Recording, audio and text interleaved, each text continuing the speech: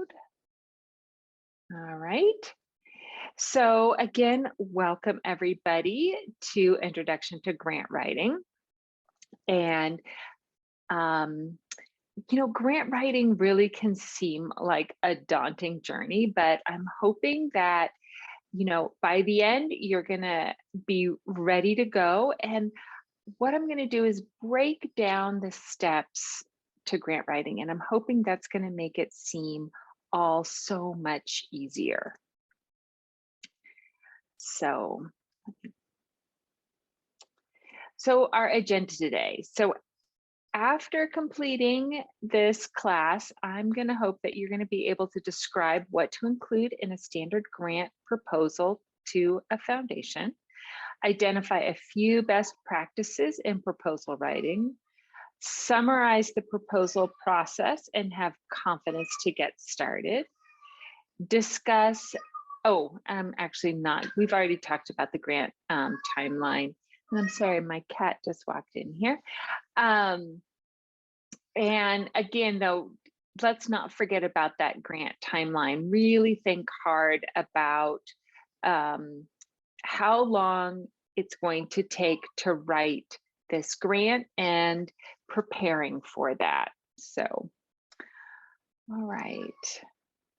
Now, in the chat, why don't you just quickly introduce yourself? Just tell me your name, if you want, what organization you work with, and any questions, any burning questions you may have, and I will, and I'll try to address those as we go along.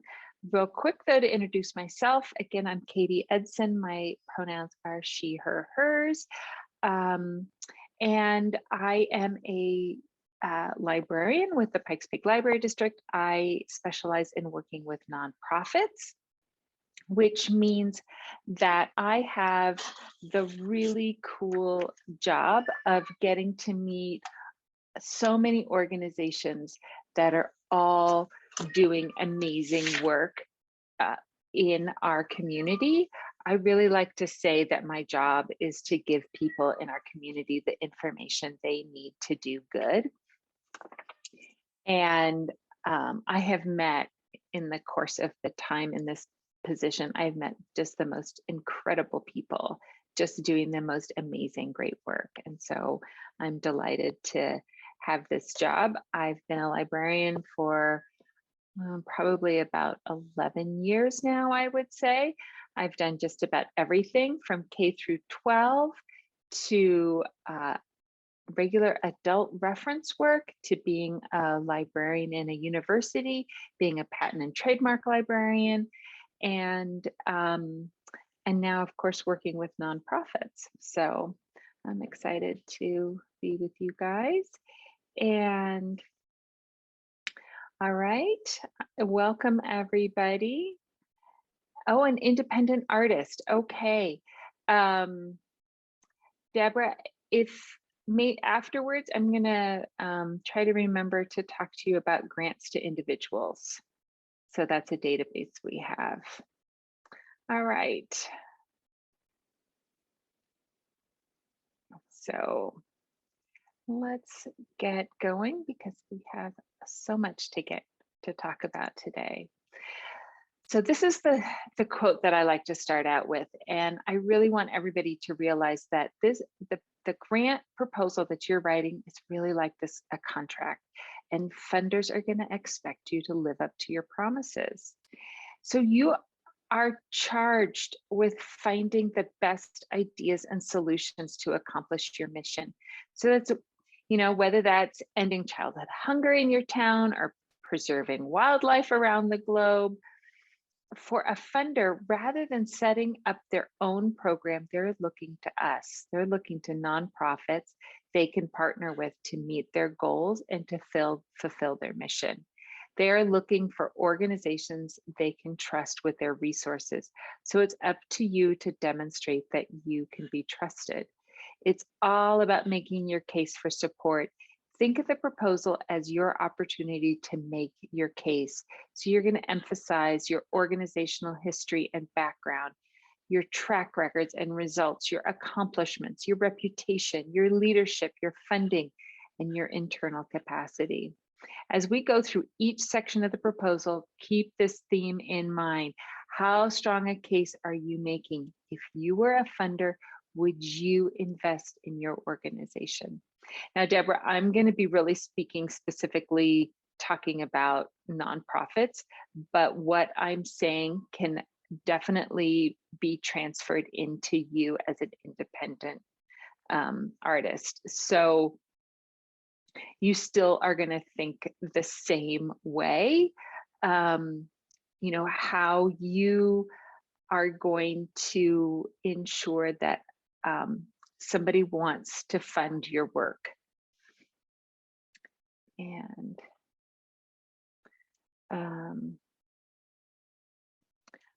all right, and Vicki, welcome.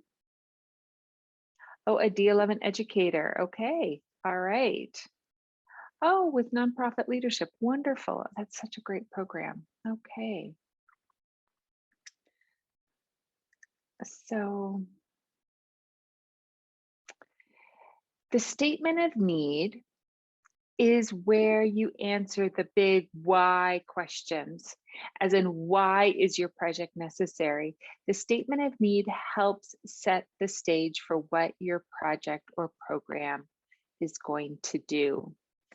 And there's a lot of pieces. And again, I'm breaking this all down, and we're going to then circle back at the very end and talk about how your packet is going to look, everything that you're going to want. Now, again, I'm talking generically and trying to give you the information you need so that whether you're creating a grant for a private foundation, maybe again, you're writing a grant as someone who's independent. A lot of this information is going to be the same as if you were going to write a government grant, although that is a little bit different. And truthfully, I recommend after this class, if you're interested in government grants, that you find a class specific for government grants. But a lot of the information is going to be very much the same. It might have slightly different wording. It might be in a slightly different order. So this is sort of a generic overview, again, an introduction. So the key components of your statement of need is going to be the description, right? The geography, the population, and the facts. And in the facts, we're talking statistics, maybe real life stories, quotes, or citations. I've got a lot of words on the screen, and I promise you that I will email you the slides so that you can go back through all of this. Also, with the statement of need, I've got a worksheet that I emailed to you, and that's, again, to help organize your ideas around your statement of need questions. So that's going to be, you know, what is the problem your project is going to address? Who is affected by the problem and how? What facts and statistics can be used to substantiate the problem and the impact on the affected population? If your statement of need describes, you know, your organization's funding, staffing, or equipment needs, start again. Keep the focus on the needs of the people and the issues you serve. Again, you're trying to convince that funder. So now we're going to move on to the project description. And this is still, you know, the main part of the proposal. And thank you for requesting the live transcription. I meant to start that ahead of time. So the project description is the main narrative about your project and how it will accomplish your goals. You are telling a story about what will happen when you apply your expertise to the need you've identified in your community. You know, think about like chapters in a book. The solution you present here is going to flow from that statement of need. And the questions that are going to be answered by your project description are going to be things like, what is it? Who's going to benefit? Where will it take place? When will it begin? How long will it take? What are the expected outcomes? How will it be evaluated? And how will it be sustained after the current funding cycle? So the project description really has 5 main components, and you're going to see this generally in just about every type of grant proposal. So, and this is going to be the longest section of your proposal. Funders, of course, like I said, may have their own requirements for what they want in this section. The order of the components may vary. The funder may use different language. You might, like I'm talking about outcomes. They might say objectives. No matter what, always follow the guidelines set by the funder. This is where you discuss how you will exactly address the issues that you talked about in your statement of need. Usually you will start off this section with a statement, including the project goals and objectives.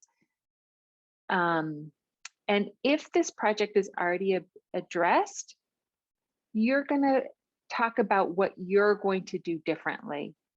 This section should clearly describe the who, what, where, when, and why of your strategy. For example, how is your plan going to be implemented? Who is going to do the work? Where is the work going to happen? You should be able to include a timeline or step-by-step plan showing exactly how the plan is going to be completed.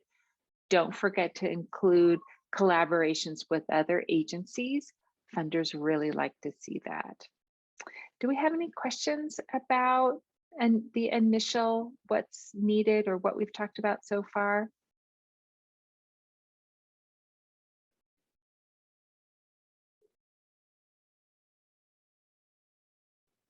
Okay.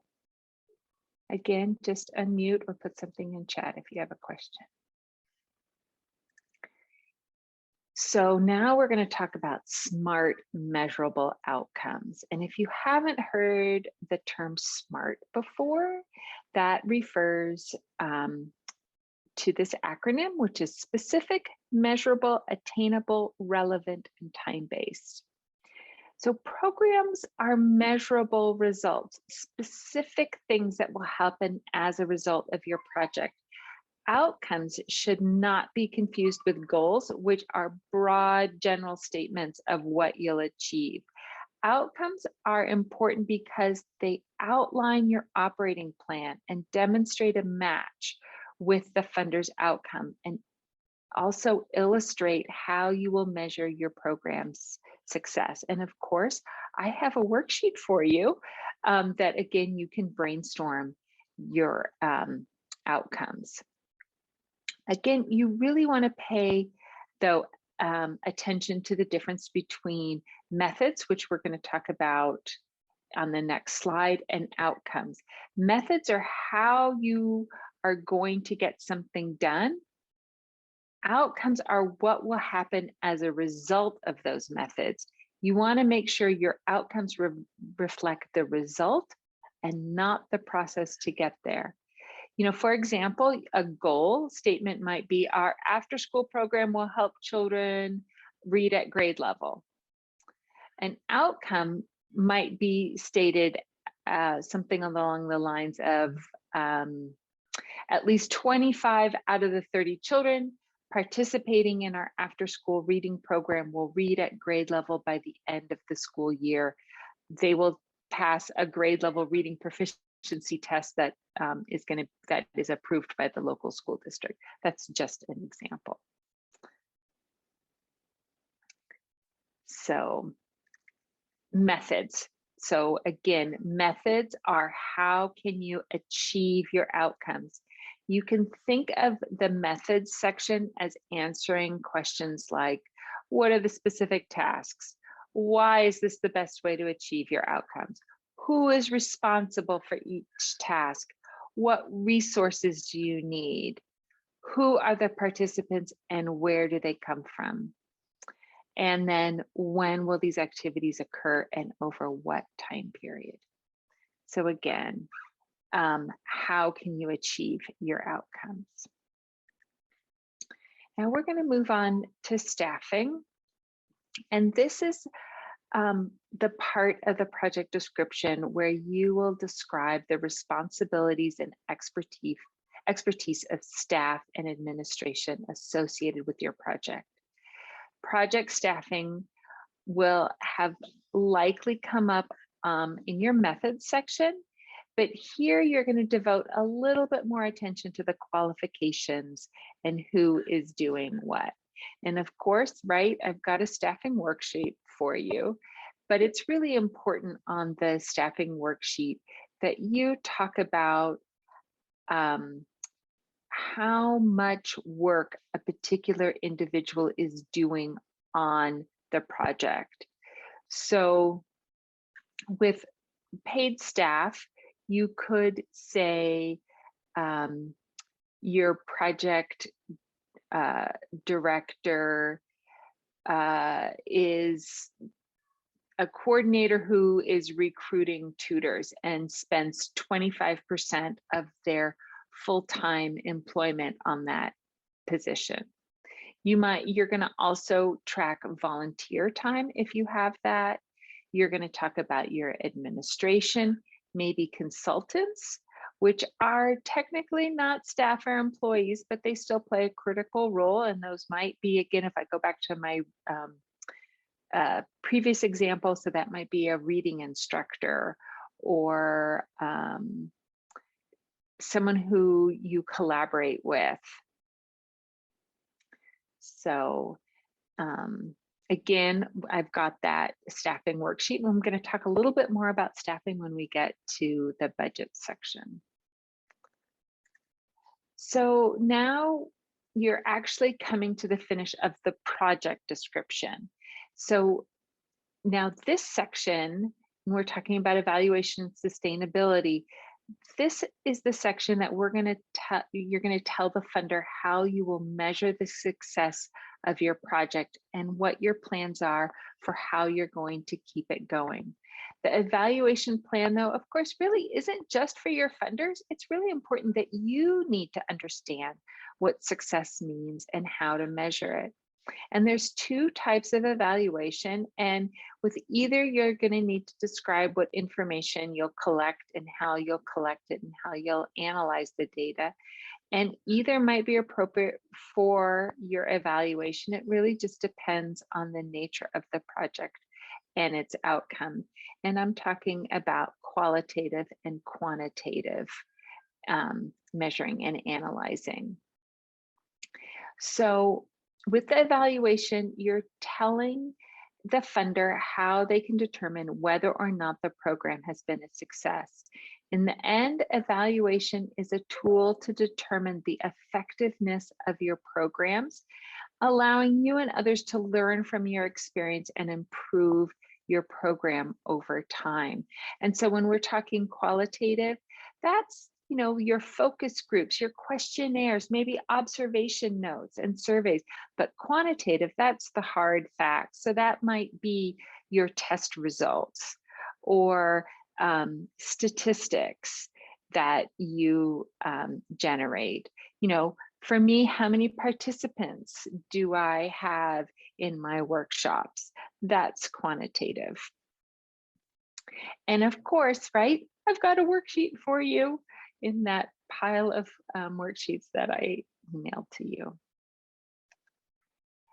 So sustainability, another important part.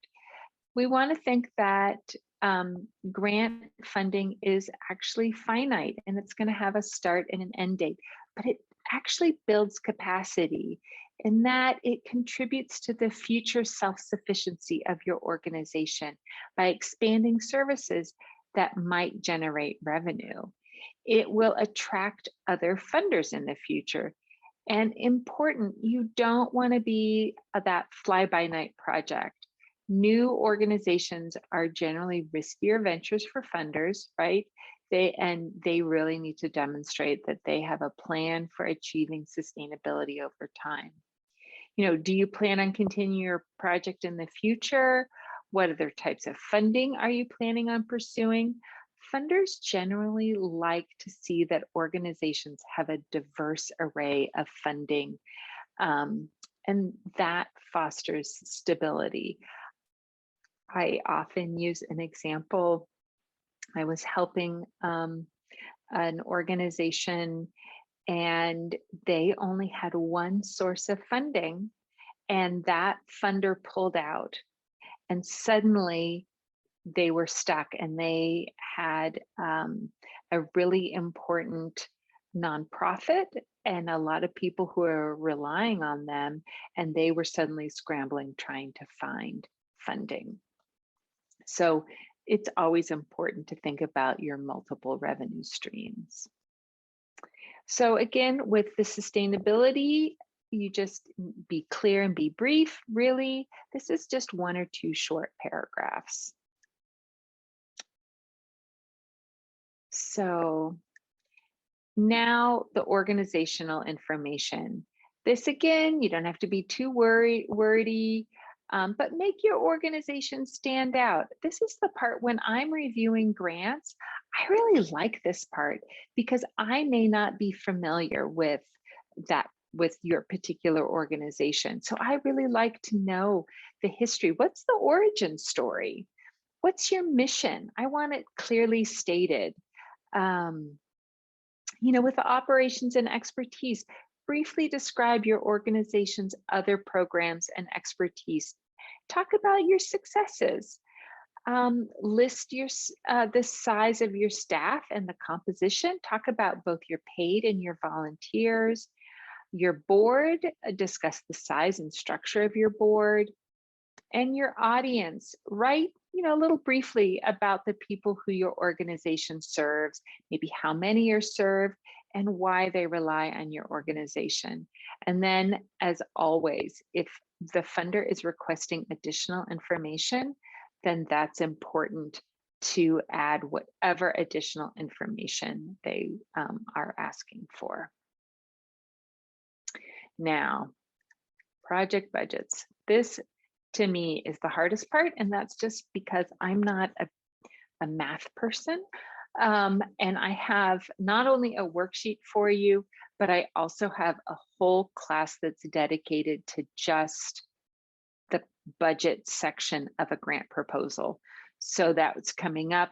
I don't have my calendar with me right now. I can pull it out in a little bit.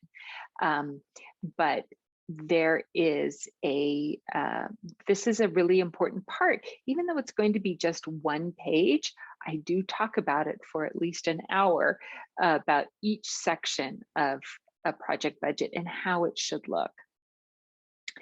So the thing to remember is that funders see the budget as a crucial tool in evaluating the credibility of your organization.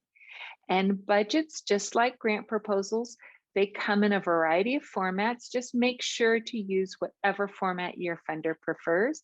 I generally see a preference for a 1-page simple document, but maybe somebody wants a complex spreadsheet. In your non-personnel section, that's going to be consultants and computer equipment, telephone and internet, printing, direct and indirect costs. That's a big piece of your proposal budget. And your direct costs, so that's when we talk about that, we're talking about all the expenses that are directly related to your project. Your project would not be able to function without those direct costs. The indirect costs, that's overhead. You might have also heard the term supporting services. Those are the people and things that support the entire organization. And there are some grants that will not pay for indirect costs. Oh, thank you. My project budget class is Thursday, April 14th at 3:30. So if you want to take that class, we can delve deeply into what to include in your project budget. So that's something. Again, this is just really simple. So the other thing to think about is your project budget needs to mirror the rest of your proposal. So if I am a grant reviewer, I may read your executive summary, and then I might more than likely flip immediately to your budget. I'm going to have my calculator. I'm going to make sure all the numbers add up and that it makes sense and that it seems accurate. Really important. And again, we'll talk more about that in the project budgets class. So now we're on to the proposal conclusion. This is where you tie your proposal together while creating that sense of urgency for your program. You can include your vision for the future and the long-term impact of your work. I say go ahead and add some emotion in this part. Also, maybe recognize the funder here. You might be saying, with your assistance, we will be able to do X, Y, and Z project, or whatever aspect of our project. You're also going to be answering the big so what question here.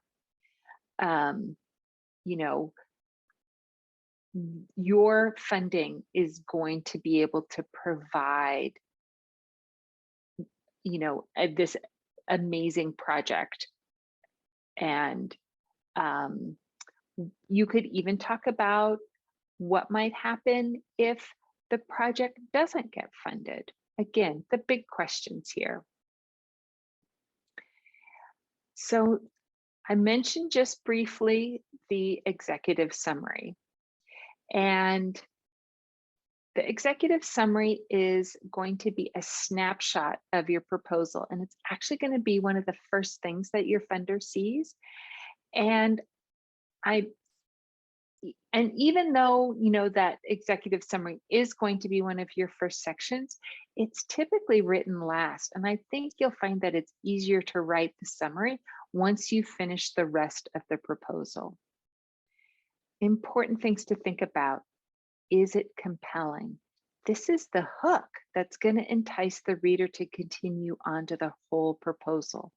It should be able to stand alone as a one-page mini proposal. Think, does it give you a clear understanding of the project? Do you want to learn more? Does it make a strong and memorable impression? Does it highlight the project and its outcome?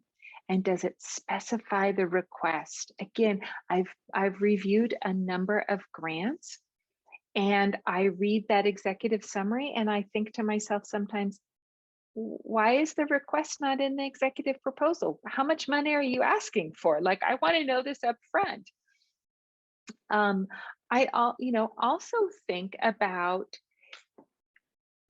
if you're applying to a grant that lots of other organizations, or again, if you're an individual, I haven't forgotten about you. If you're applying for a grant that lots of other people are applying for, think about the grant reviewer. And maybe they're going to be reading 25 proposals. I remember I had to read about that many right before I headed off for summer break. And I needed to do it before I got on the airplane. I had to turn it all in. But I wanted to make sure that I gave adequate time to review each proposal. And when I had that many to do, it was really easy for me to kind of lose interest if there wasn't some really well-written executive summary, that incredible hook that really is going to make me want to continue reading on. So just think about that. Think about who's going to be reading your proposal. So what to include? Maybe 1 or 2 paragraphs for your problem statement. Again, a paragraph or 2 to describe your project, a paragraph explaining the amount of money needed, and the paragraph explaining your organization and experience. Really, we're just looking at generally 1 page. And think that you should have the problem, the solution, the funding requirements, and the organization and expertise. Those are the sections that you should make sure that you have. Any questions about the executive summary, since it is really important?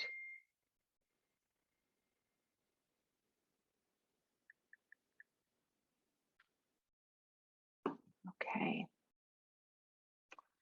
Move on.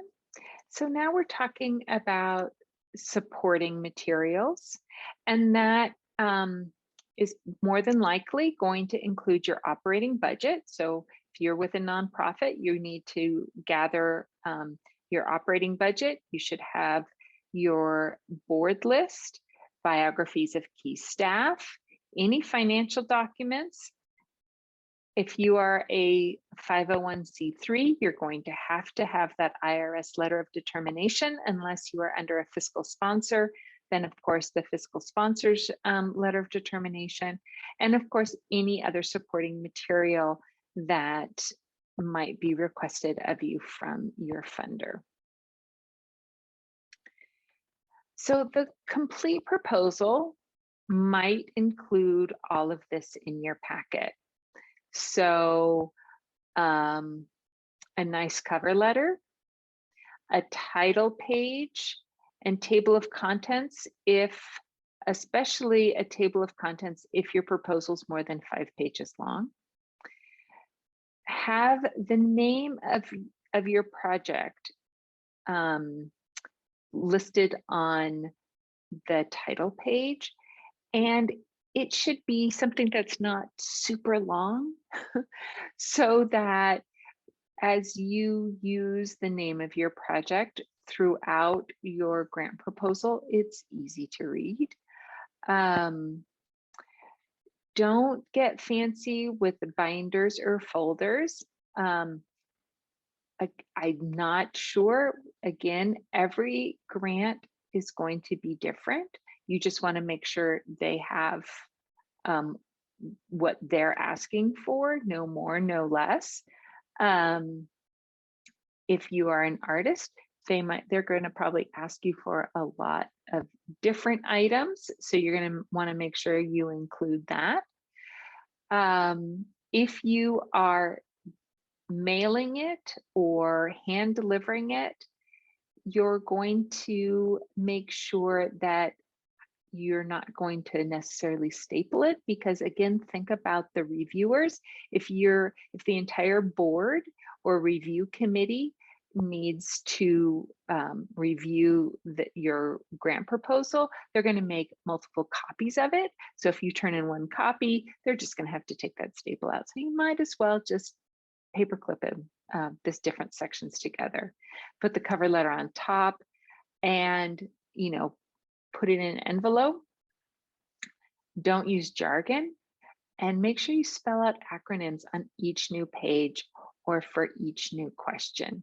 Now, all of this could change a little bit if you are, say, using the Colorado Common Grant application, because what you want to think about with the Common Grant app is that you have a specific number of characters that you can use for each question.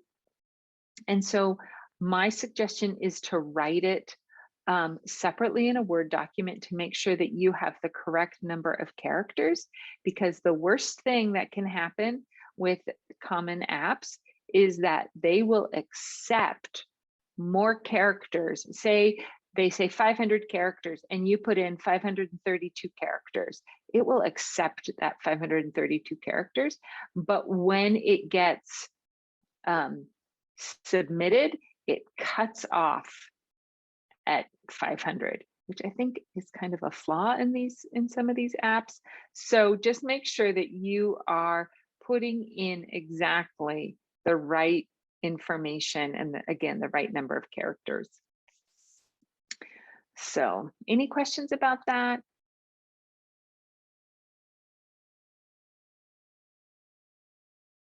Okay. So, woohoo. you've made it to the end. I recommend if you are submitting online that you take screenshots of your submission and don't wait until the last minute. You never know when a server is going to go down, and that comes from experience. The library was applying for a grant, and sure enough, they were submitting it, and the servers got bogged down and went down. And what we did was take screenshots showing the date and time that we attempted to submit the proposal, so that the funder knew that we actually were trying to submit it and couldn't. And again, you just don't know what technological glitches might happen. Also, you know what? I actually didn't, but before you submit it though, make sure you have a number of people review your proposal, just to make sure there's no weird typos or errors. Again, I go back to a grant I reviewed, and it was for a historical building that was built in the 19th century, but the grant writer wrote they kept talking about the 18th century and the building in the 18th century, and I just thought, oh no, you got it wrong. So make sure those type of errors are caught before they. Now, after submitting the proposal, the waiting game begins. Keep in mind that it can often take months from when you submit your proposal to when you receive your check. That goes back to the grant timeline, knowing that when the board or reviewers will meet, and so that you calculate that into when you need funding for your particular project or proposal. You don't want to be caught short. So again, always make sure you know what the timeline is, and that involves communicating with the funder ahead of time too, just making sure that you know when the application is due, and again, when you can expect to hear whether you are receiving the grant or not. Either way, whether you ultimately receive the grant or not, it's not the end of the process. Cultivating a relationship is a key piece of grant seeking success. If you get the grant, the funder is now your partner, and it's your responsibility to keep them informed about your project, your progress, both in any grant reports that they require. I have one that I need to write, and also looping them in if you reach a milestone or celebrate a success. If you're having a celebration party, maybe invite someone from the foundation to your celebration. But those grant reports are really important. And like I said, I have one that I need to write for a grant that we receive to be able to provide these classes and to be able to provide the databases and the resources that we have for all of our nonprofits. So,